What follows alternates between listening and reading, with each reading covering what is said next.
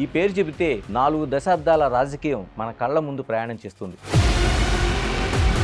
నిన్న చంద్రబాబుని కలిసినట్టున్నారు. కలవాలంటే అదేదో పెద్ద విశేషం ఏముంటుంది, ఏముండదు కదా.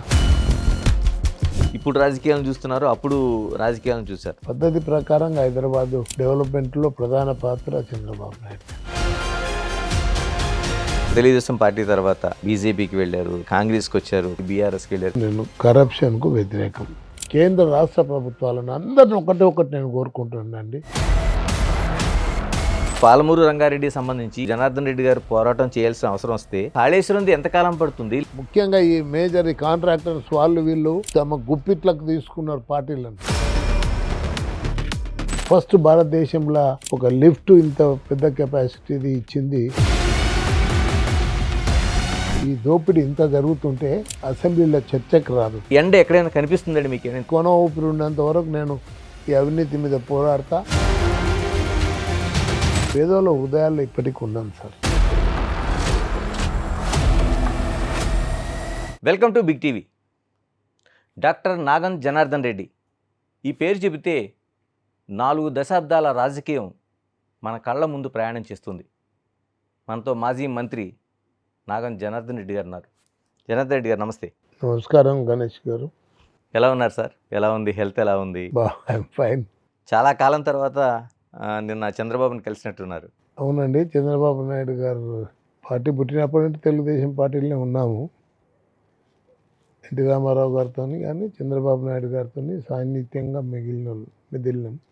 ముఖ్యంగా చంద్రబాబు నాయుడు సపోర్ట్ తోటి నా పోర్ట్ఫోలియోలను సమర్థవంతంగా ప్రజలకు మేలు చేసేటట్టు నేను చేసుకుంటేందుకు మంచి అవకాశం చంద్రబాబు నాయుడు గారి పీరియడ్లో. ఇప్పుడు ఆయనను కలవాలంటే అదేదో పెద్ద విశేషం ఏముంటుంది, ఏముండదు కదా. ఇన్నేళ్ళు కలిసిమెలిసి ఉన్నాం కదా. అవును.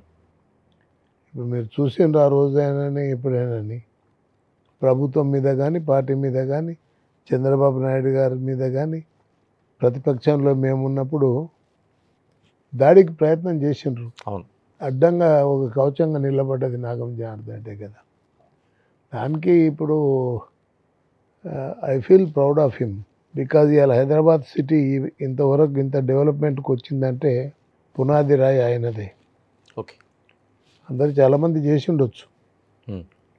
ఇలా మీరు హైటెక్ సిటీ కానీ చూసుకుంటే ఇతర మొత్తం సైబరాబాద్ అనేది ఆయన పేరు పెట్టింది. ఇది ఎంత డెవలప్మెంట్ అయింది ఈరోజు. గచ్చిబౌలిలో నేను ఇల్లు నాకు గట్టిగా మెడకు కట్టిండ్రు. దగ్గర 23-24 ఏళ్ళ ఈఎంఐ ఏమంటారు కదా కట్టేటట్టు. అప్పుడు ఈడ ఒక ఇల్లు ఉండేది కదండి ఈ పరిసర ప్రాంతంలో. అంత గుట్టలే కదా. నాకు ఇటు బికమ్ గుట్టలేం కాదు, ఇది అది ఉన్నది పక్కన. ఇవి కట్టింటి మేము అప్పుడు నేషనల్ గేమ్స్ అయినప్పుడు టవర్స్ కట్టాము. ఓకే. అవి ఇప్పుడు కన్స్ట్రక్షన్లు ఉన్నాయి. అప్పుడు 2001లో అవి కట్టిండ్రు. ఇవి కన్స్ట్రక్షన్స్ ఉన్నాయి. ఇప్పుడు ఏది చేసినా ఇవాళ స్పోర్ట్స్ డెవలప్మెంట్ కానీ హైదరాబాద్లో రోడ్స్ వైడనింగ్ కానీ మొత్తం అంటే ఈ ఐటీ రావడానికి ఐఎస్బి అనుకోండి, మైక్రోసాఫ్ట్ అనుకోండి, విప్రో అనుకోండి, అక్కడ ఉన్నాయి మొత్తం దాదాపు హైదరాబాద్లో ఇవాళ బెంగళూరును బీట్ చేసే పరిస్థితి వచ్చింది. ఇప్పుడు మన వాతావరణం ఎందుకంటే ఇప్పుడు భారతదేశంలో 2 క్యాపిటల్స్, బిగ్ సిటీస్. వాతావరణం ప్రజలందరికీ అనుకూలంగా అన్ని సీజన్లో ఉంటుంది. కరెక్ట్. ఒక 2 నెలలు అంటే హీట్ ఉన్నా, అవును, ఒక నెల 15 రోజులు చలి ఉన్నా మిగిలిన రోజులన్నీ కూడా మనం we can live even without AC. అవును, కరెక్ట్. మంచి వాతావరణం ఉంది. అందుకోసం it will attract more people, more industries. బాగా అది ఉంది. దానికి కొద్దిగా చంద్రబాబు నాయుడు గారి వ్యూహం కానీ ఆయన ప్లానింగ్ కానీ అవి కూడా హెల్ప్ చేసినాయి. అప్పుడు దాని తర్వాత అయినా మళ్ళీ చంద్రశేఖరరావు గారు వచ్చిన తర్వాత కూడా ఈ ఫ్లైఓవర్స్ తర్వాత ఇవి కొంత అండర్ పాసెస్ ఇవన్నీ కూడా కాకుండా కొంత డెవలప్మెంట్కి అయితే ఆయన కూడా తెలియదు ఇవ్వకుండా ఆయన కూడా ఖచ్చితంగా దాన్ని డెవలప్ చేయాలనుకున్నదని చేసుకుంటూ పోయిండు. ఇవాళ నేను ఒకటి చెప్తున్నాండి, హైదరాబాద్కు మనము ఎండాకాలం వస్తే నీటికి ఇబ్బందులు పడ్డామా అప్పుడు. ఇలా నీటికి ఇబ్బంది అని అంటే నేను వేరే విధంగా చాలా క్రిటిసైజ్ చేసి ఉండొచ్చు, ఉమ్, దాని మీద ఇంత డబ్బు ఎందుకు ఖర్చు అయింది అది ఇది అని. కానీ ఇలా హైదరాబాద్కు కానీ గ్రామాల్లో కానీ మంచినీటి సౌకర్యాన్ని ఇచ్చింది కానీ ఎలక్ట్రిసిటీది కానీ ఆయన కొన్ని మంచి పనులు చేసిండు చంద్రశేఖరరావు, ఉమ్, చేయకుండా ఏం లేడు. అవును. ఇప్పుడు అందుకోసం ఇప్పుడు ఒక మర్యాదపూర్వకంగా కలిసినాను. అంటే మిమ్మల్ని రమ్మన్నారా, మీరే కలిసారా? నాకు లాస్ట్ డే ఆఫ్ మై అంటే తీర్పు ఇచ్చిండ్రు, అవును, అందరం కలుసుకున్నాం. ఓబులాపురం సంబంధించి. మంత్రులు ఉన్నారు, ఎమ్మెల్యేలు ఉన్నారు, అందరు ఉన్నారు. అన్న పోయేద్దాం పని అసెంబ్లీ చూసేద్దుపా, అట్లే సార్ గిట్ల ఉంటే కలుద్దుపా అంటే పోదాం పని పోయినాను. ఏంటి సార్, ఇంకేమైనా ప్రత్యేకత ఉందేమన్నా? ప్రత్యేకత ఏం లేదు నాకు. అక్కడ చంద్రబాబు గారిని చూసినప్పుడైతే ఆఫ్టర్ లాంగ్ టైం ఆయన స్మైల్, ఆయన అది అవును, కొద్దిగా నాకు ఆనందాన్ని ఇచ్చింది. ఆయన లేచి మిమ్మల్ని వెల్కమ్ చెప్పింది తీరు కావచ్చు. ఇదేం సార్ ఇప్పుడు ఆయన చూస్తేనే ఆనందం అనిపించింది. పూర్వం మాకున్న ఆ రిలేషన్స్ అంటే అట్లే కనిపించినాయి. ఒక ఆప్యాయతగా ఆయన చూపులు ఉన్నాయి. అవన్నీ ఇంకా మంచిదే కదా. ఇప్పుడు దాంట్లో ఇప్పుడు నేను నాకు స్వార్థాని కోసం నేను రాజకీయాలకు రాలేదండి. అందుకోసం చంద్రబాబు నాయుడు పీరియడ్లో ఇటు ఏమన్నా స్కామ్స్ చెప్పండి ఒకటి, వీళ్ళు మాట్లాడతారు. కానీ ఆ రోజు చంద్రబాబు నాయుడు గారు ఇవాళ మాట్లాడుతున్నారు లిఫ్ట్ ఇరిగేషన్లని. ఏలిమినేటి మాధవరెడ్డి పుట్టంగండి దగ్గర ఏలిమినేటి మాధవరెడ్డి లిఫ్ట్ ఇరిగేషన్ ఆ రోజు 600 క్యూసెక్స్ల నీళ్లు దుంకేటి 100 ఫీట్లకి వెళ్ళి కిందికి. ఫస్ట్ భారతదేశంలో ఒక లిఫ్ట్ ఇంత పెద్ద కెపాసిటీది ఇచ్చింది చంద్రబాబు నాయుడు గారే కదండి. సింపుల్గా ఇచ్చింది ఆయన. ఓన్లీ సివిల్ వర్క్స్ టెండర్ పెట్టిండు. ఎలక్ట్రోమెకానికల్ వర్క్స్ ఏవైతే ఉన్నాయో అవి డైరెక్ట్గా మీరే పోయి బిహెచ్ఎల్తో మాట్లాడి మీరే తీసుకొని రండి, అక్కడికి వెళ్ళి నేరుగా పర్చేజ్ చేయండి, మధ్యాహ్నం మిడిల్ మ్యాన్ ఎందుకు అన్నాడు. నేరుగా పర్చేజ్ చేసిండ్రు. దుడ్లకు అయిందండి. తెలంగాణలో అంటారు దుడ్లకు ఈఎన్ఎం ఎక్విప్మెంట్ వచ్చింది. ఇప్పుడు ఏం జరుగుతుందో నేనైతే ఇప్పుడు చెప్పకూడదు, చెప్పలేను. సార్, చాలా సుదీర్ఘ కాలం పాటు తెలుగుదేశంతో జర్నీ చేశారు. ఇప్పుడు రాజకీయాలను చూస్తున్నారు, అప్పుడు రాజకీయాలను చూశారు. ఏమనిపిస్తుంటుందండి ఈ రాజకీయాలను చూస్తుంటే? అప్పుడు ఎలా నడిచింది? మీరు ఇప్పటికి చంద్రబాబు నాయుడు కలిసినా అదే ఆప్యాయత, నిజంగా చాలా ఆనందపడ్డారు. అంటే ఇంకో 4గోసారి సీఎం అయిన తర్వాత ఆ ఆనందం కావచ్చు, ఆయన మిమ్మల్ని పలకరించిన తీరు కావచ్చు, ఎలా చూస్తారు ఆ రాజకీయాలను చూస్తుంటే? ఆనాటి అంటే ఓ విధంగా చూడాలంటే ఆనాటి ఆప్యాయతలు కానీ ఆనాటి అప్పుడు డెవలప్మెంట్ చేయాలంటే రూపాయి అంటే చాలా విలువైంది ఉండేదండి. రూపాయి అంటే చిన్న వర్క్ డెవలప్మెంట్ చేయాలన్నా ఫైనాన్షియల్ క్రైసిస్ ఉన్నది. ఇవాళ ఇప్పుడు ల్యాండ్ అక్విజిషన్ కానీ ఇవన్నీ, ఇప్పుడు మనకు ఎయిర్పోర్ట్ ల్యాండ్ అక్విజిషన్ ఎవరు చేసిండ్రు, ఎయిర్పోర్టు ఎవరు దానికి పునాదులు వేసి ఎవరు దాన్ని కంప్లీట్ చేసిండ్రు. ఇప్పుడు ఇక్కడ శంషాబాద్ దగ్గర ఎయిర్పోర్ట్ అండి, అట్లే మెట్రో రైల్ది కానీ అంటే ఒక పద్ధతి ప్రకారంగా హైదరాబాదు డెవలప్మెంట్లో ప్రధాన పాత్ర చంద్రబాబు నాయుడు అండి. ఆయన వేసిన పునాదుల మీదనే ఇది ఈ స్థాయికి వచ్చింది ఈరోజు. సార్, ఒకప్పుడు పార్టీలో నెంబర్ 2గా కొనసాగారు మీరు. ఎందుకంటే దాదాపు ఒక 10 ఏళ్ళ పాటు మంత్రిగా పనిచేశారు. తర్వాత ఎమ్మెల్యేగా అనేక దశల్లో పనిచేశారు. అంటే పార్టీలో చూసుకుంటే ఆ రోజున 83 దగ్గర నుంచి ఆవిర్భావం దగ్గర నుంచి కూడా మీరు ఒక నెంబర్ 2 పొజిషన్స్లో ఉండేవారు. ఇప్పుడు మీ కళ్ళ ముందు చాలామంది, అంటే మీ జూనియర్లు కావచ్చు, లేకపోతే మీ తర్వాత వచ్చిన వాళ్ళు కావచ్చు, ముందుకు వెళ్ళిపోతున్న పరిస్థితి చూస్తున్నాం. ఏమనిపిస్తుంది మీకు ఇవన్నీ చూస్తుంటే? దానికి కారణం మీరు చెప్పాలి, నాకేం లేదు. I'm happy. ఇప్పుడు I was there for 25 years as MLA. ఇంకొకసారి అంటే 6 సార్లు గెలిచిన. ఒకసారి రాజీనామా చేసి ఇండిపెండెంట్గా గెలవాల్సి వచ్చింది. అప్పుడు తెలుగుదేశంకి వెళ్ళి రాజీనామా ఒకసారి ఒక సందర్భంలో చేస్తే వేరే పార్టీలోకి వెళ్ళి కూడా పోటీ చేసేటందుకు మనసొప్పక ఇండిపెండెంట్గా చేసినాను. దాంట్లో ఇప్పుడు మనము పోవాల్సిన అవసరం లేదు. ఇవాళ ఒకటే 2 రాష్ట్రాలు కూడా మంచిగా అభివృద్ధి చెందాలి. ఇవాళ ఎట్లయితే దీనికి ఒక రూపకల్పన చేసిండు, ఇవాళ అవుటర్ రింగ్ రోడ్డు కానీ దాన్ని ఇది ఒక రూపకల్పన జరిగిందో మెట్రోకు, అదేవిధంగా అక్కడ కూడా జరగాలి, ఆడ కూడా అభివృద్ధి చెందాలి. ఇలా హైదరాబాద్ సిటీ ఇన్కమ్ తప్పిస్తే స్టేట్ ఇన్కమ్ చాలా తక్కువ ఉంది కదండి. కరెక్ట్. ఇప్పుడు అందుకోసం అది కూడా తొందరగా నేను చెప్పిన నేను 2 ఇయర్స్లో ఈడ ఇప్పుడు మాకు వస్తాయని ఖాళీ స్థలాలు కనిపిస్తున్నాయి. 2 ఇయర్స్లో కొద్దిగా ఇట్ షుడ్ గ్రో, అది మీకే సాధ్యమవుతుందని కూడా చెప్పిన. మంచి ఎవరు చేసినా సపోర్ట్ చేద్దామండి. సార్ మీరు తెలుగుదేశం పార్టీ తర్వాత సొంతంగా తెలంగాణ నగార పార్టీ పెట్టారు, తర్వాత బీజేపీకి వెళ్ళారు, తర్వాత మళ్ళీ కాంగ్రెస్కి వచ్చారు, కాంగ్రెస్ నుంచి మళ్ళీ బీఆర్ఎస్కి వెళ్ళారు. ఇన్ని పార్టీలు తిరిగిన ఇప్పుడు తర్వాత ఒక్కటండి దీంట్లో బీఆర్ఎస్లో ఓకే, ఆ ఎలక్షన్స్లో నేను సపోర్ట్ చేసిందే కానీ పెద్ద దాంట్లో విలీనమై అటు ఇటు ఏమి తిరిగింది లేదు. నేను ఒకటి కోరుకుంటున్నా, ఇవాళ నేను ఏదేమి చేసినాను కూడా ఇవాళ తెలంగాణలో రాష్ట్రం ఏర్పాటు చేసేందుకు ప్రధాన పాత్ర నాది ఉన్నది. ఎందుకు సార్ నేను అంటుంది, ఇంత సుదీర్ఘ అనుభవం ఉండి ఎందుకు మిగతా పార్టీలో తెలుగుదేశం లాగా ఇమడలేకపోయారు? ఎందుకని అంటే ఒక ఇప్పుడు ఒకటి యాక్టివ్గా ఉండలేకపోయారు? మీరు అందరూ తెలుసు, నేను కరప్షన్కు వ్యతిరేకం. నేను ఒక్కటి అన్ని రాజకీయ పార్టీలను, అన్ని ప్రభుత్వాలను, కేంద్ర రాష్ట్ర ప్రభుత్వాలను అందరిని ఒకటి నేను కోరుకుంటున్నానండి. క్యూబిక్ మీటర్ సిమెంట్ అంటే కాంక్రీట్ కావాలి. కాంక్రీట్ అంటే ఒక బస్తా అంటే ఒక తట్టెడు సిమెంటు, 2 తట్టెల ఇసుక, 4 తట్టెల కంకర ఇస్తారు. అట్లా మొత్తం ఒక క్యూబిక్ మీటర్ కావడానికి రియలిస్టిక్ ఎస్టిమేట్ ఎంత? ఓకే, దానికి మీరు 4 గంటలు ఎందుకు వేస్తారు? ఇప్పుడు ఒకటి ఉంది, ఇప్పుడు వీళ్ళు ఏం చేయరండి. ఇప్పుడు దీంట్లో కాంట్రాక్టర్లు ఉండే ఎక్విప్మెంటు ప్రిపేర్ చేయరు. మొత్తం ప్రిపేర్ చేసే design, manufacture and supply, even transport to the site అన్నీ చేసేది వాళ్ళే. ఎవరు? బిహెచ్ఏలే. వీడు నిలబడి కొంతమంది కూలీలను ఇవ్వాలి, మళ్ళీ టెక్నికల్ స్టాఫ్ మొత్తం. ఎందుకంటే కూలోడు తీసుకుపోయి దాంట్లో గుంతలైతే వేయడు కదా, టెక్నికల్ స్టాఫ్ ఎరెక్ట్ చేయాలి దాన్ని. వీళ్ళది ఏం పని లేదు. ఇప్పుడు విచిత్రంగా ఉంది కొన్ని విషయాలు, నేను చెప్పలేను. నేను ఒకటే చెప్తున్నా, ఎట్లయితే చంద్రబాబు నాయుడు పుట్టంగండి దగ్గర ఏదైతే ఏఎంఆర్పి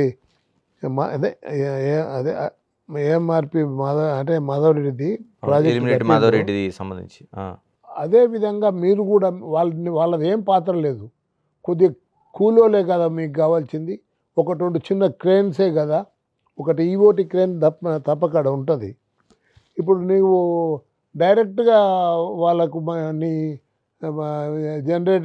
జనరేషన్ డిపార్ట్మెంట్కు, ఏదైతే పవర్ జనరేషన్ డిపార్ట్మెంట్కు మీరు అది అప్పచెప్తే ఆ బాధ్యతను, వాళ్ళు అడికెళ్ళి తీసుకొస్తారు. వాళ్ళే నీ స్పెసిఫికేషన్స్ ఇస్తే ఎంత లోతుంది, ఎంత నీకు వాటర్ కావాలి, ఏ లెవెల్కి వెళ్ళి ఉంది, అవన్నీ కూడా ఇచ్చేస్తే వాళ్ళే వస్తారు, చూస్తారు, డిజైన్ చేసుకుంటారు, వాళ్ళే మ్యానుఫ్యాక్చర్ చేస్తారు, నీకు ఆర్డర్ ఇస్తారు. దానికి మధ్యన ఒక బ్రోకర్ ఎందుకు? ఆ బ్రోకరు ఇలా కాగ్ రిపోర్ట్ చదవండి, 4 రెట్లు 5 రెట్లు ఓకే ఆడికెళ్ళి తీసుకొచ్చి ఓకే వాడు పెట్టిన దాన్ని కళ్ళతో చూసినందుకు ఆ కంటి చూపు విలువ ఎంత వచ్చిందంటే 4 రెట్లు పెరిగింది ఆ కంటి చూపుతోటి. అది ఒక్కటే కదండి. ఇప్పుడు దాంట్లో ఎట్లుంటుందంటే, ఇప్పుడు 100 రూపాయలు విలువైన ఈఎన్ఎం ఎక్విప్మెంట్ ఇచ్చినామనుకోండి, 10% స్పేర్ పార్ట్స్ ఇవ్వాలంటే 10 రూపాయలు తీయాలి 100 రూపాయల. ఇప్పుడు వీళ్ళు 500 రూపాయల పనులకో 1000 రూపాయలకో తీసుకుంటే 100 రూపాయలు కావాలి. వీళ్ళు ఎట్లయితే లేవు, 10% అంటే 100 అవుతున్నాయి. 10 బదులు 1000కి తీసుకుంటే 100 అవుతున్నాయి. ఇట్లా ప్రతి ఒక్కటి ఈవెన్ 14% ఫర్ ఎరెక్షన్ ఉంది. ఓకే, 14% అంటే on the rate of the కదా. నువ్వు రేటే 3-4 రేట్లు పెంచినాక ఇవన్నీ 3-4 రేట్లు ఒట్టిగా నువ్వు తింటున్నట్టే కదా. సార్ అంత నిజాయితీ గల రాజకీయాలను మళ్ళీ చూసే అవకాశం ఉందా? అసలు రాజకీయాలు మీరు చూస్తున్నారు చాలా రాజకీయాలు. సార్ నేను ఒక్కటే కోరుకుంటున్నా, ఇవన్నీ ఎక్స్పోజ్ అయిపోయినాయి. నేనే తెప్పించిన ఏది కాళేశ్వరంది 6, 8, 10, 11 ప్యాకేజీల మీద ఏదైతే కాగ్ రిపోర్ట్ ఇచ్చిందో అవి నేనే తెప్పించిన. ఓకే, దాన్ని పోయి కాగుకి ఇచ్చి మీరు చేస్తారా, దీన్ని ఇన్వెస్టిగేషన్ చేస్తారా చేయరా, కాగు తీసుకొని మీరు ఆ ప్యాకేజీల మీద అని గట్టిగా చెప్తే వాళ్ళు చేసి 1586 కోట్లకు 1600 కోట్ల లోపల ఇది మొత్తం E&M ఎక్విప్మెంట్ ఈ 4 ప్యాకేజీల ధర. మిడిల్ మ్యాన్కు ఎంత ముట్టింది ప్రభుత్వంకి వెళ్ళంటే 7,212 కోట్లు. 1,600 ఎక్కడ, 7,012 ఎక్కడ, ఎన్ని రెట్లు? ఈ దోపిడీ ఇంత జరుగుతుంటే ఎందుకు ఇది మన అసెంబ్లీలో చర్చకు రాదు? ఆ రోజు నేను 400 కోట్ల రూపాయలు ఎల్లూరు మన ఎల్లంపల్లి ధర పెంచితే 3 దినాలు స్టాల్ చేసినాను చంద్రబాబు గారి నాయకత్వంలో. కేవలం ఒరిజినల్ ఫైల్ తెప్పించుకున్నా, చంద్రబాబు నాయుడు గారికి ఇచ్చిన, గట్టిగా వాదించిండు. 3 దినాలు మేము స్టాల్ చేయగలిగినాం. ఆ అర్థవంతమైన చర్చలు, ఫలప్రదమైన చర్చలు, ప్రజలకు ఉపయోగపడే చర్చలు అసెంబ్లీ చేయాలండి. ధైర్యం ఉండాలండి. ఒక్కరికి ఇద్దరికి గట్టోళ్ళు ఉండి ధైర్యం ఉంటే కూడా దాని పరిస్థితి మారిపోతుందండి అసెంబ్లీది. అంటే ఇప్పుడు దీనికి ఒకటి కోరుకునేది, అన్ని రాష్ట్రాల ముఖ్యమంత్రులు కాదు, ప్రధానమంత్రి అందరిని పిలిపించి మాట్లాడమని చెప్పండి. రియలిస్టిక్ ఎస్టిమేట్స్ తయారు చేయండి. Realistic, that is the 94 GO చెప్తుంది. Realistic estimates. ఇప్పుడు అంటే ఇప్పుడు పంపులకు, మోటార్లకు ఇట్లా ఎస్టిమేట్స్ ఉండవు, SSR రేట్స్ ఉండవు.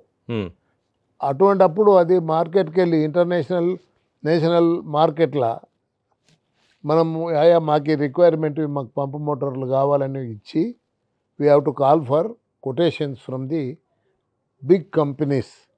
ఆండ్రీజ్ అనుకోండి, మన BHEL కానీ పెద్ద పెద్ద కంపెనీలు ఉన్నాయి దేశవ్యాప్తంగా. నేను ఒక ఆయన చెప్తాడు, బయటికి వెళ్ళి తీసుకొచ్చి ఈ పాటలు బయటికి వెళ్ళి తీసుకొచ్చింది అంటాడు. అది అట్లా లేదు. మొత్తం పాటలు వీళ్ళే BHEL తయారు చేసి పెడతారు. ఏమైనా చిన్న చిన్న మోటార్లు అవి స్టార్టింగ్ చేసేందుకు, ఎత్తి పెట్టడానికి కానీ చిన్న చిన్న మోటార్స్ ఉంటాయి కదా, ఆ మోటార్స్ రెప్యూటెడ్ కంపెనీ, ఇప్పుడు సిమెన్స్ అండి, అటువంటి రెప్యూటెడ్ కంపెనీస్ మోటార్స్ ఉంటాయి కదా, అటువంటివి పెడతారు. అంతేగాని మేము వేరే కంపెనీ పెడుతున్నాం అంటే ఎందుకు ఆ గబ్బు లేపాలి? కాదు సార్, ఇప్పుడు పాలమూరు రంగారెడ్డికి సంబంధించి హైకోర్టు, ఇప్పుడు సుప్రీంకోర్టు ఇంత సుదీర్ఘ కాలం ఇప్పుడు జనార్దన్ రెడ్డి గారు పోరాటం చేయాల్సిన అవసరం వస్తే రేపు పొద్దున కాళేశ్వరంది ఎంతకాలం పడుతుంది? లేకపోతే మిగతా ప్రాజెక్టులో జరిగిన అవినీతి అంటున్నారు, ఎంతకాలం పడుతుంది? ఇప్పుడు ఇవన్నీ టోటల్గా అది డిఫరెంట్ దాని మీద పోతుంది. కాళేశ్వరంది అక్కడ వర్క్ నాణ్యత మీద మాట్లాడుతున్నారు. ఇది నేనేమంటున్నా అంటే ఎలక్ట్రో మెకానికల్వి డైరెక్ట్గా మీరు వానికి ఇవ్వండి, BHELకి ఇవ్వండి, తయారు చేసి ఇవ్వండి అని చెప్పండి. నువ్వు 100 ఖర్చు పెట్టే దగ్గర నీకు 20-25 ఖర్చు అవుతుంది, 75 మిగులుతుంది. పేదోడికి పట్టే అన్నం పెట్టండి, దానికి వెళ్ళి పేదోడికి బట్ట దొడుక్కునే పరిస్థితి ఇవ్వండి, మంచి విద్యను ఇవ్వండి. ఎవరైనా బాగా మంచిగా చదువుకున్న వాళ్ళు ఉంటే విదేశాలకు పంపించేది ఉంటే పంపించండి. వాళ్ళకు చదువుకున్నోనికి ట్రైనింగ్ ఇవ్వండి.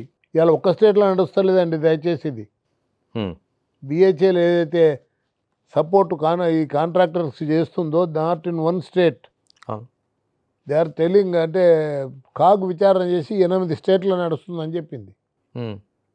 అంటే దేశం ఎక్కడ పోతుంది? ప్రధానమంత్రి గారు కూడా ఆలోచించుకోవాలి. ఈ సంపద ఎవరి చేతులకు పోతుందయా?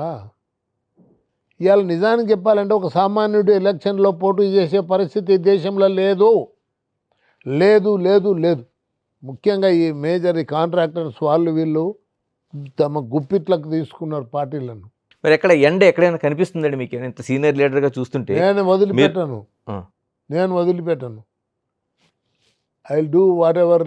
నా కొన ఊపిరి ఉన్నంత వరకు నేను ఈ అవినీతి మీద పోరాడతా. అంటే నేనేం సామాన్యుని కాదండి.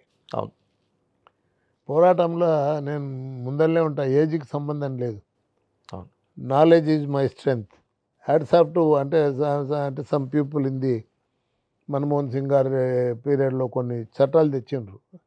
ఈ right to information, right to education, ఇవాళ రైట్ టు ఫుడ్, అవన్నీ తీసుకొచ్చిండ్రు కదా కొన్ని.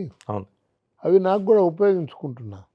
Right to information really giving me కొన్ని ఇట్లా ఇవ్వకపోతే నేను BHEL వాళ్ళు I put some cases in high court of Delhi.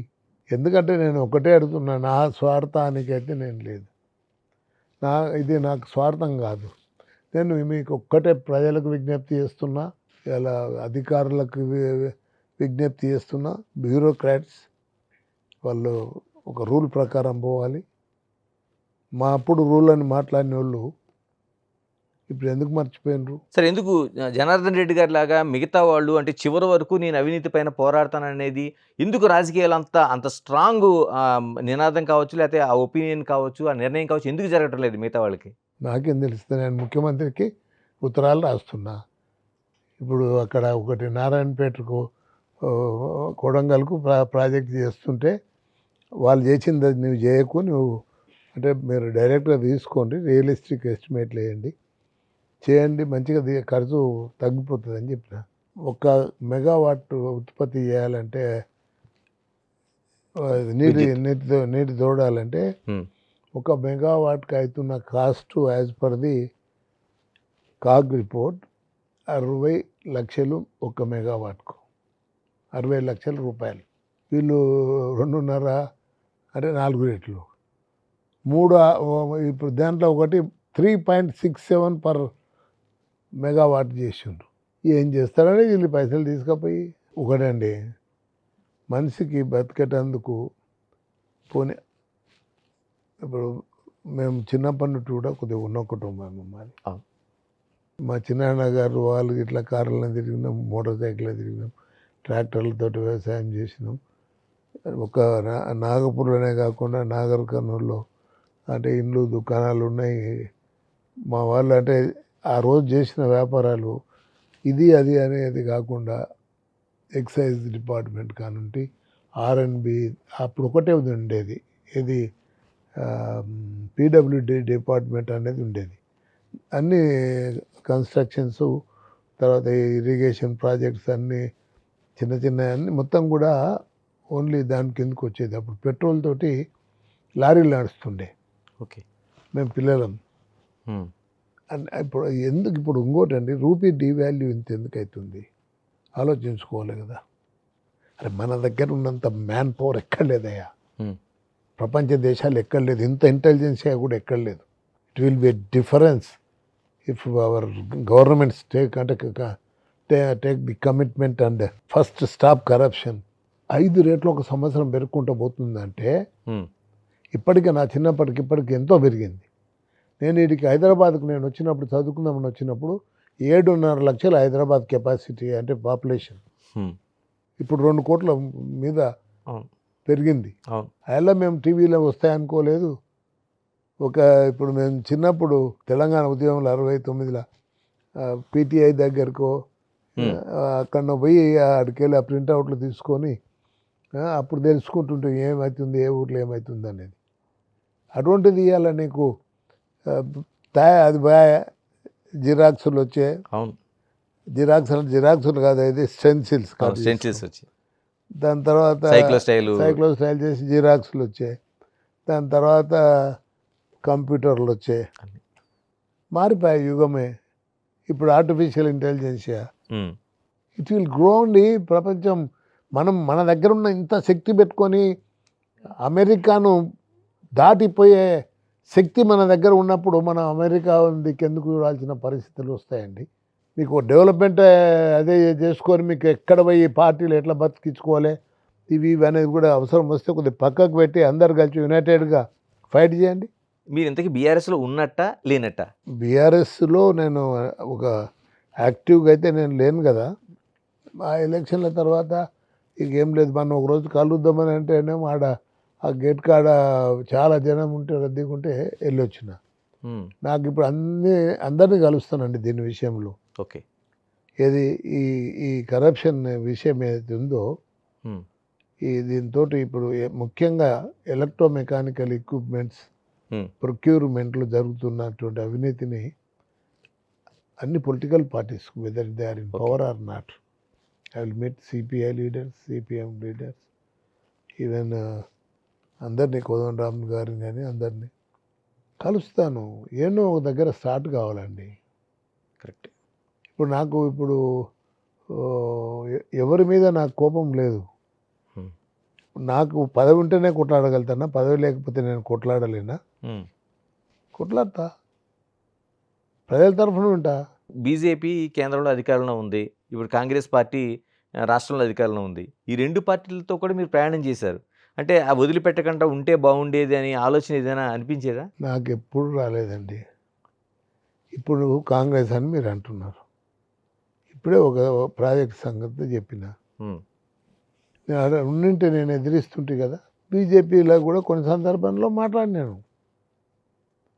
ఇప్పుడు నాకు ఒక పార్టీ నాకు అది కాదండి. ఇప్పుడు I want support of all the political parties. అంటే నా ఇచ్చ వాంట్ అని నేను కోరుతాను. నా ఇచ్చ ఏంటంటే you all come together, develop the country. ఇది మన ఒకసారి ట్రంప్ అన్నాడు చూడండి, డెవలప్డ్ కంట్రీకి ఏంది మళ్ళీ ఇప్పుడు డెవలపింగ్ కంట్రీస్ అంటున్నారు, హ్మ్. మళ్ళీ ఇండియన్ దేంట్లో తీసుకోవాలని హ్మ్. కామెంట్ చేసిండు. అవును. అందుకోసం మనం చాలా పెద్ద ఎత్తుకు పోగలుగుతాము. డిస్ట్రిక్ట్ హెడ్ క్వార్టర్లకు ఫ్లైట్లు పెట్టండి. హ్మ్. ఏదైనా పెద్ద పట్టణాలు ఉంటే ఫ్లైట్లు పెట్టండి. జనం నిండా ఎక్కే వస్తారు. అవును. సీట్లు ఫుల్ ఖాళీలు అవుతాయి. ఏమి ఉండవు. అవును. అంటే పబ్లిక్ దగ్గర మనీ ఉంది. ఇప్పుడు పిల్లలకు చదువు ముఖ్యమండి. కల్వకుర్తి నేను కొట్లాడి తీసుకొచ్చిన కల్వకుర్తి అండి. దాన్ని ఇప్పుడున్న మంత్రి దాన్ని నాశనం పట్టించిండు. 2 మోటార్ల కంటే ఎక్కువ పనిచేస్తలేవు. 3వ మోటార్ పనిచేస్తే కాలువలు ఎత్తిపారుతున్నాయి. నా అసెంబ్లీ రికార్డు చూడండి ఎంత కొట్లాడిండు. హ్మ్. ఆడ 9 మీటర్ల టన్నల్ ఉండాలంటే 7 సరిపోతుందని వాడు ఇచ్చినట 7 మీటర్ల డయా. అంటే కాంట్రాక్టర్కి ఎంత మిగిలిస్తున్నారు మీరు? హ్మ్. Is it good? అంతే. ఇప్పుడు దాన్ని సరి చేయమంటున్నాను. ఇప్పుడు ఆ గండి కొట్టి పాలమూరు రంగారెడ్డి గండి కొట్టి 10 మీటర్ల సొరంగం పెట్టి నీళ్ళు తీసుకుపోతారంట. అరే వాళ్ళకు వస్తున్నదే ఎస్ఎల్బిసి వచ్చి పడేదే ఆడ నక్కలగండి దగ్గర. హ్మ్. ఆ నక్కలగండి నీళ్ళు దానికి అదే దేవరకొండకు అదే ములుగోడుకు పోతాయి. ఇది అడికే పోతుంది. నేషనల్ ఇంటర్నేషనల్ వాటర్ లాస్ ఏం చెప్తాయంటే ఏ నీటి బొట్టు ఈడ పడుతుందో అది నదిగా మారిపోతుందో ఆ ప్రాంతానికే, క్యాచ్మెంట్ ఏరియాకే ఆ నీటి మీద సర్వ హక్కులు ఏ ప్రభుత్వాలకు కూడా లేవు. ఆ ప్రాంత ప్రజల అవసరాలు తీరినాక అవతల బేసిన్కి పోవచ్చు. నేను మొత్తుకొని ఉత్తరాలు మస్తుగా రాసిన. ఇప్పుడు రాయలసీమకు పోతున్నాయి. హ్మ్. అక్రమంగా ఆయన మళ్ళీ ఒకటి అంటే మళ్ళీ లిఫ్ట్లు కట్టి అవి ఇవి చేసి తీసుకొని ఏం ఆ టైం వరకు వీళ్ళ ఇల్లు సక్కబడే చూస్తుంటారు కానీ నీ ప్రజల ఇల్లు ఏమవుతుంది అనేది మాత్రం వీళ్ళు చూడరు. ఇప్పుడు కృష్ణా జలాలకు సంబంధించి తెలంగాణలో 70% ప్రవహిస్తున్న నది ఇక్కడ సరిగ్గా వాడుకోవట్లేదు. 30% ఉన్న వాళ్ళు ఎక్కువ వాడుతున్నారని నా ఇప్పుడు దురదృష్టం అండి. ఆ రోజు మేము క్యాబినెట్లో ఉన్నప్పుడు కృష్ణా అంటే బేసిన్ అంటే కృష్ణా డెల్టా అప్డేట్ చేసి దాని వల్ల కొంత వాటర్ మిగిలితే ఆ వాటర్ 30 టీఎంసీ మిగిలితే 10 టీఎంసీ అక్కడ రాయలసీమకు అనంతపూర్కి ఇచ్చిండ్రు. మిగిలిన 20 టీఎంసీ మేము భీమా ప్రాజెక్టుకు తీసుకున్నాం. క్యాబినెట్లో నేను మంత్రిగా ఉండి ఆ 20 టీఎంసీలు కూడా వాడుకుంటలేరు. 13, 14 టీఎంసీ లేకుండా కొన్ని సందర్భాల్లో ఈవెన్ షూడ్ వాటర్ కూడా తీసుకోలేని పరిస్థితి దాపురించింది ఇక్కడ. అందుకోసం నేను ఒక్కటే అందరు కలిసి కూర్చోండి, అరే పాలిటిక్స్ చేసుకోండి వద్దనోడు. నేను నా జన్మలో నేను వీనికి ఇల్లు ఇవ్వద్దానులే. నేను ఎమ్మెల్యేగా ఉన్నప్పుడు ఓ రైతు పొలం ఎండిపోతుందంటే ఈ ఈ ఈ పార్టీ ఆ పార్టీ అని ఎన్నడూ చూడలే. నేను తొలుత ఆ రైతుది పంట కాపాడండి అని చెప్పిన. ఎవరికైనా మంచినీళ్ళకు ఏమైనా ఇబ్బంది అంటే అందరికీ ఇచ్చిన. ఆకాశమే అద్దాన్ని రాజశేఖర్ రెడ్డి చేసిన 4-5 పాయింట్లు కూడా నాకు నచ్చినాయి. అవి కొన్ని ఉన్నాయి కదా అవును. ఆరోగ్యశ్రీ ఇండ్లు. కావచ్చు, మిగతాయి కావచ్చు. అప్పుడు ఆరోగ్యశ్రీ స్టార్ట్ చేయడం కానీ, ఈ ఇండ్లు కట్టేయడం కానీ, పేదవాళ్ళకు పెన్షన్స్ అవి ఇవి అప్పుడు 200 ఉంటే దాన్ని కొంత పెంచిండ్రు కదా. అవన్నీ కూడా కొద్దిగా మనకు కొన్ని ఉపయోగకరమైన నిర్ణయాలు తీసుకున్నాడు ఆయన కూడా. కేంద్రం కూడా కొన్ని కాంగ్రెస్ ఉపయోగకరమైన నిర్ణయాలు తీసుకున్నది. అసెంబ్లీలో జరుగుతున్న చర్చలు మీరు చూస్తున్నారు కదా. ఇప్పుడు కేసీఆర్ అసెంబ్లీకి వెళ్ళడం కూడా ఒక పెద్ద చర్చగా మారింది మనకి. ఆరోగ్యం పర్మిట్ చేస్తే తప్పక వస్తాడు. హ్మ్. ఇప్పుడు ఆయన సూచించాల్సింది బాగానే ఉంది కదా. ఇప్పుడు మీరు నిజంగా చెప్పండి, ఇప్పుడు మీరు వచ్చేటప్పుడు ఇక్కడ చూసుకుంటూ వచ్చిండ్రు గచ్చిబౌలి ఏరియాలో ఇట్లా హ్మ్. ఫ్లైఓవర్లు, రోడ్లు, బ్రిడ్జిలు, ఇవన్నీ చూసుకుంటూ వచ్చారు కదా, డెవలప్మెంట్, ఐటీ, ఇదంతా కూడా. ఇట్ ఈస్ ఆయన పాత్ర కూడా ఉంది కదా. సరే కొన్ని నెగటివ్ ఉండొచ్చు, నేను చెప్పలేను, అది అవి ప్రతి ఒక్కరిలో ఉంటాయి. ఓకే. సరే ఇప్పుడు ఏమైంది, ఇప్పుడు ఈ డిడ్ గుడ్. చంద్రబాబు నాయుడు కొద్దిగా మొట్టమొదట అప్పుడు ఫౌండేషన్ స్టేజ్లో ఈ ఐటీని కానీ, ఈ ఎయిర్పోర్ట్ని షిఫ్ట్ చేయడం కానీ, మెట్రో వచ్చేటందుకు కానీ, ఇక్కడ ఈ ఔటర్ రింగ్ రోడ్కు అంటే ఒక ప్రతిపాదన తీసుకొచ్చింది, అది కానీ గుడ్. ఇప్పుడు ఔటర్ రింగ్ రోడ్ లేకపోతే సిటీ ఇంత పెరుగుతుందా అండి? సమస్యనే లేదు.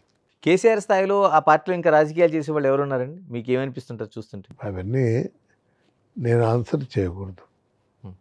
అది వాళ్ళ అంతర్గత వ్యవహారం. దాంట్లో నేను అందరినీ క్షుణ్ణంగా పరిశీలించలేదు కదా. మీరు పార్టీలోనే ఉన్నారు కదా. చెప్తాను కదా, నేను పార్టీలో ఉన్న ఆ సందర్భంలో పార్టీలోకి పోయినాము, యాక్టివ్గా లేను అని చెప్పినాను. సరే, ఇంకోటి, తెలుగుదేశం పార్టీ తెలంగాణలో మళ్ళీ మళ్ళీ గతంలో ఉండే వైభవాన్ని తీసుకొస్తుందని ఒక ప్రచారం అయితే జరుగుతుంది. సాధ్యమేనా అసలు ఇప్పుడు ఉండే పరిస్థితుల్లో? ఇప్పుడు తెలుగుదేశం పార్టీకి ఇప్పటికి కూడా ఉమ్, ప్రజల్లో ఆదరణ ఉంది. ఇప్పటికీ ఇప్పుడు మీరు చూడండి, బీసీలకు రిజర్వేషన్ ఎవడిచ్చిండు, మహిళలకు ఆస్తి హక్కు ఎవడిచ్చిండు, గుడిసెలు ఉంటుండే గుడిసెలను ఇండ్లుగా మార్చింది, అంటే ఆ స్కీమ్ తయారు చేసింది, 2 రూపాయల కిలో బియ్యం పెట్టింది ఎవడు. ఉమ్, తర్వాత అప్పుడు కరప్షన్ అంటే ఏమన్నా అంటే ఏదైనా చిన్న పేపర్ కట్టింగ్ ఏదన్నా వచ్చి ఇప్పుడు మా కాన్స్టిట్యున్సీలో వచ్చింది అనుకోండి, మా ఎమ్మెల్యేలు ఎవరన్నా చేసిండ్రు అనుకోండి, నేను మంత్రి ఉన్నప్పుడు ఫోన్ చేసి పొద్దున్నే 6 గంటలకే ఇట్లా ఎత్తుకుంటే, జనార్దన్ ఏంది ఈ పేపర్ కటింగ్, ఇది చూడుది, ఈ పేపర్ది అంటే అన్ని పేపర్లు తెప్పించుకునేది మేము. ఉమ్. అక్కడ చూసి మళ్ళీ నాకేందో చెప్పు, ఆయనతో మాట్లాడ ఎమ్మెల్యేతో అంటుండే. అది ఆ కమిట్మెంట్ అప్పుడు ఉన్నదండి. సార్, చివరిగా చెప్పండి, ఇన్ని రాజకీయాలు చూశారు, దాదాపుగా మీరు 40 ఏళ్ల పాటు ఈ రాజకీయ ప్రస్థానం చూశారు, ఎమ్మెల్యేగా, మంత్రిగా అనేక దశల్లో చూశారు. ఇప్పుడు ఏమనిపిస్తుంది? ఎప్పుడైనా ఈ రాజకీయాల నుంచి వెనక్కి వెళ్ళాలని అనిపించిందా? నాకు సంతోషం అనిపించింది అండి. ఇప్పుడు నాగర్ కర్నూలుకు అంటే నా నియోజకవర్గం ప్రజలకు మొట్టమొదట ఆడ ఒక్క ఓహెచ్ఎస్ఆర్ 2 ఓహెచ్ఎస్ఆర్లో ఉండేది, ఒకటి నాగర్కర్నూలు, ఒకటి పాలెం అనే విలేజ్లో. నేను వచ్చినాక ఒక్కొక్క ఊరికి 1, 2 అన్నీ పెట్టి మొత్తం వాటర్ సమస్య లేకుండా రామన్పాడికి వెళ్ళి నీళ్ళని తీసుకొని వచ్చి నాగర్కర్నూలు ప్రజలకు, నా నియోజకవర్గ ప్రజలకు సబ్స్టేషన్లు తక్కువ ఉండే, ఇష్టం వచ్చిన సబ్స్టేషన్లు పెట్టించిన, ట్రాన్స్ఫార్మర్లు అగ్గిపెట్టెలు లేక పంచిన. ఇంకొకటి నేను చెప్పాలంటే సబ్స్టేషన్లు బాగా ఎక్కువ కట్టించినామండి. రోడ్లు ప్రతి ఊరికి రోడ్లే కొన్ని ఊర్లకు లేకపోతే అజీబే ఇట్లా అవుతుండే, అన్ని ఊర్లకు బీటీ రోడ్లు వేసేసినాం. ఇవాళ చెరువులకు అది చేసినాం, మరమ్మతు చేసినాం. కలవకుర్తి లిఫ్ట్ ఇరిగేషన్ తీసుకొస్తే ఇవాళ ప్రజలు సంతోషంగా నీళ్లను ఎట్లా, ఇప్పుడు వాళ్ళు ఎవరైనా చెప్పుకుంటే నీళ్ళు వీటికి తీసుకొచ్చింది నేను, కానీ దోషులతో పోయి తాపించింది వానికి వేరేవాడు అన్నట్టు ఉన్నాయి. అవి కావు కదా. ఇప్పుడు నాగర్కర్నూలు హాస్పిటల్స్ మొత్తం, నాగర్కర్నూలే కాదు రాష్ట్రం మొత్తం మీద హాస్పిటల్స్ చూడండి మీరు, నాగం జనార్దన్ రెడ్డి పీరియడ్లే కట్టిండ్రు ఏరియా హాస్పిటల్స్ అన్నీ కూడా. పథకం ప్రకారం చేసుకుంటూ పోయినా సివిల్ సప్లైస్ ఆ రోజు మొత్తం టోటల్ సిస్టమ్ ప్యూరిఫై చేసిన, మొత్తం ఎక్కడ కూడా లో స్కూల్ లేకుండా కొన్ని రోజులు ఉన్నా కదా. దాంట్లో కూడా నిమ్స్లో చాలామంది అది ఉంటుండే, నేను పోతుంటే గరీబ్ ఎవడన్నా వచ్చి అయ్యా బిల్లు రోజు పోయేది, నేను బిల్లు కట్టేది లేదు, తీసుకొని ఫ్రీగా ట్రీట్మెంట్ చేయమంటుంటే. అప్పుడు నాకు ఢిల్లీకి పోయిన ఓ రోజు, ప్రధానమంత్రి గారు వాజ్పేయి గారు అంటే నాకు బాగా అభిమానం, ఇక్కడ ఉన్నప్పుడు స్టూడెంట్గా ఉన్నప్పుడు నాకు బాగా పరిచయమే. పోతే बोलो అంటే साहब ऐसा ऐसा हो रहा है, गरीब लोगों को डायरेक्ट प्रधानमंत्री से क्यों नहीं मिलना सपोर्ट, क्या होना, एक illness PM illness fund, illness assistant fund అని ఒకటి ఆడ క్రియేట్ చేయించి, మనం 5 కడితే వాళ్ళు 10 ఇచ్చేటట్టు, మనం 5 కోట్లు ఇస్తే వాళ్ళు 10 కోట్లు 15 కోట్లు, అవన్నీ నా అంటే మంత్రి కంట్రోల్లో పెట్టుకున్నా. వీళ్ళకి ఇచ్చేదే కాకుండా ఇది ఒక్కటే చూస్తే కాదు అని అన్ని టీచింగ్ హాస్పిటల్స్ అన్నిటికి కూడా 2 కోట్లు 3 కోట్లు అట్లా ఇచ్చేసి అక్కడ ఉండే సూపరింటెండెంట్ అక్కడ ఉండే ట్రీట్మెంట్ డాక్టర్ ఎవరైతుంటారో ఇద్దరు కూర్చొని అప్రూవ్ చేసి ఎంత కావాలంటే అంత ఇంప్లాంట్స్ కానీ దానికి కానీ నా చేతనైతే నేను చేసిందండి. ఇక్కడ మన కామారెడ్డి దగ్గర మాచారెడ్డి అనే మండలం ఉంది. ఆడ ట్రైబల్స్ ఉంటారు. వాళ్ళకి ట్రైబల్స్కుంటే వాళ్ళ ట్రైబల్స్కు తిండి దొరకకపోయేదండి. Malaria, typical malaria. ఓ రోజు రావడం, ఓ రోజు లేదు, మరుసటి రోజు టిపికల్ మలేరియా. ఇట్లా వండుకొని ఉంటే అనుకోండి, అందరిని ఎత్తుకొని నక్సలైట్ల మధ్యన ఎత్తుకొని నేను బయటకు వస్తుంటే వాళ్ళు చూసిండ్రు. చూసి ఇంకా వాళ్ళే వచ్చి వాలంటీర్స్గా పనిచేసిండ్రు. అరే వీడు మంత్రి పేదోళ్ళ కోసం వచ్చిండు, నేమనకండి తిట్టకండి ఏం చేయకండి. అప్పుడు వాళ్ళకు ఫుడ్ లేదు. ఇంట్లో పోయి చూసిన కుండల్లా లేదు, రైస్ లేదు, ఏది లేదు. వెంబడే కలెక్టర్ను, జాయింట్ కలెక్టర్కి ఆర్డర్ వేసి ఒక లారీ లోడ్ అంటే 2-3 తాండాలు ఉంటాయి, బియ్యము, పప్పులు, చింతపండు, మిరపకాయ తెప్పించిన. కొద్దిగా కాంట్రవర్సీ అయింది ఈడ క్యాబినెట్లో అంటే సిఎస్ లెవెల్లో. చంద్రబాబు నాయుడు చెప్పినట్టే అట్లా చావమంటావానే వాళ్ళను, మంత్రి చేసిందే కరెక్ట్ ఉంది పడని. ఈ supported me sir those days were అంటే I never forget those days as a minister. నా పదవిని ప్రజల కోసం వినియోగించిన, ఎమ్మెల్యేగా ఉన్నా వినియోగించిన, ఓ డాక్టర్గా ఉన్నాను కూడా, ఒక పేదల డాక్టర్గానే నేను రాజకీయాలకు వచ్చిన. పేదోళ్ళ హృదయాల్లో ఇప్పటికీ ఉన్నాను sir. Thank you Janardhan Reddy గారు. ఇది అంటే చాలామంది రాజకీయ నాయకులను చూస్తుంటాం, కానీ కేవలం ప్రజల శ్రేయస్సు కావచ్చు, లేకపోతే అవినీతి పైన పోరాటం కావచ్చు చేస్తున్న నాయకుల్లో జనార్దన్ రెడ్డి కనిపిస్తారు. అందుకే ఆయన చివరి వరకు ఇలాంటి అవినీతి అంటే ప్రాజెక్టులు కావచ్చు, మిగతా అభివృద్ధి కావచ్చు, ఇలాంటి వాటిలో జరిగిన వాటిపైన చివరి వరకు పోరాడతానని మాత్రం స్పష్టం చేస్తున్నారు. Keep watching Big TV. This is Ganesh. For more videos like this, subscribe Big TV channel.